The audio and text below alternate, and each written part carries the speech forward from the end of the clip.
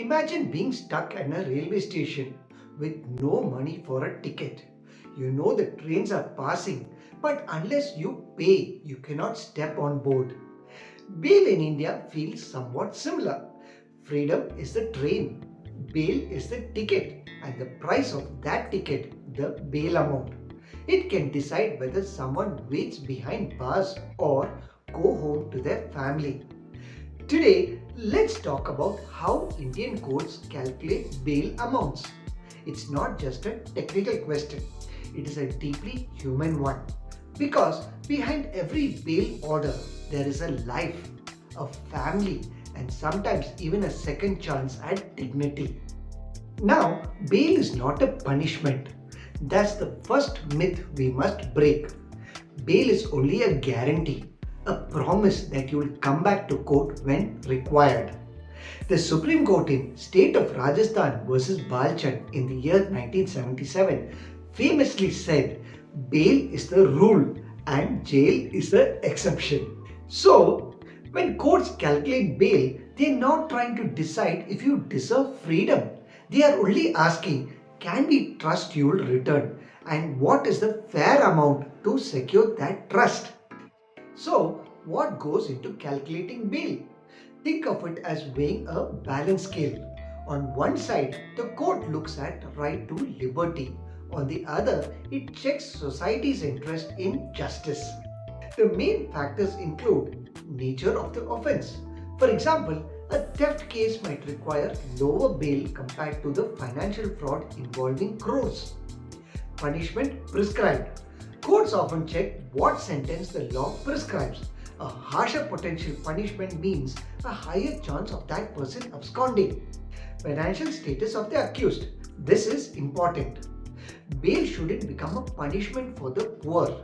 In the case Moti Ram versus State of Madhya Pradesh in the year 1978, Justice Krishna Iyer he criticized the system for setting high bail amounts for poor laborers, reminding courts that bail must be reasonable.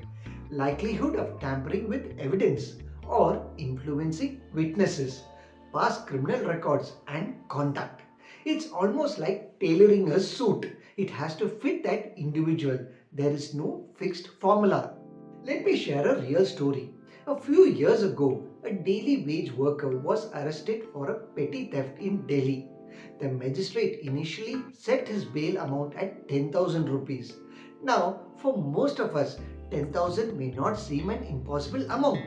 But for that man, earning barely 300 rupees a day, it was a mountain.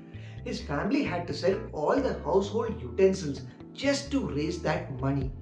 The Delhi High Court finally intervened, reminding us through cases like Hussainara Khatoon versus State of Bihar in the year 1979 that bail is not to be oppressive.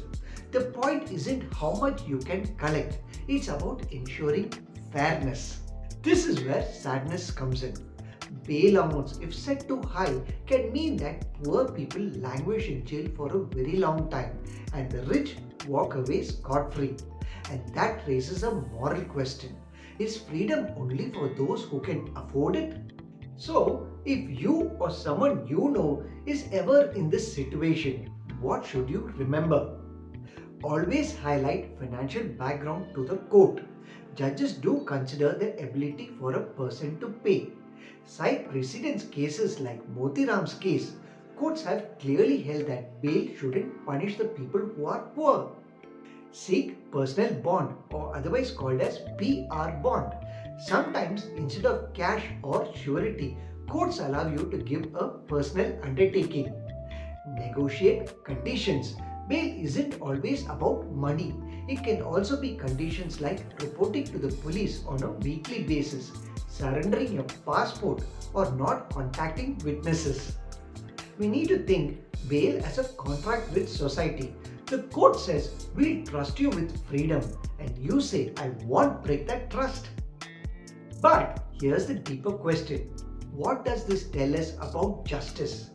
Bail isn't a legal math. It's a mirror of how we value equality. If freedom is priced too high, it risks becoming a privilege instead of a right. This should push us to reflect on our own priorities. How often do we judge people by their wealth? How often do we assume that their ability to pay equals ability to be trusted? Maybe the lesson here is bigger than quotes. It's about how we measure human worth in daily life.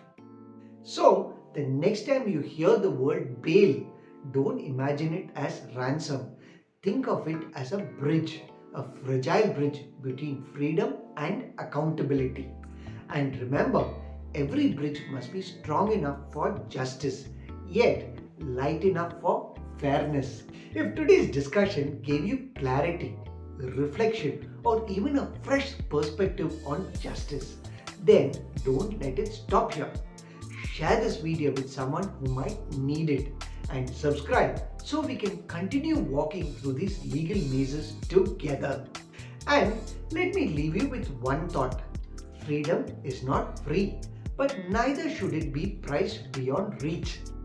Now it's your turn. Do you think bail in India truly balances fairness and justice? Or does it tilt in favor of the wealthy? Drop your thoughts in the comments. Let's make this a space where law isn't just explained but also questioned. Take care. Bye.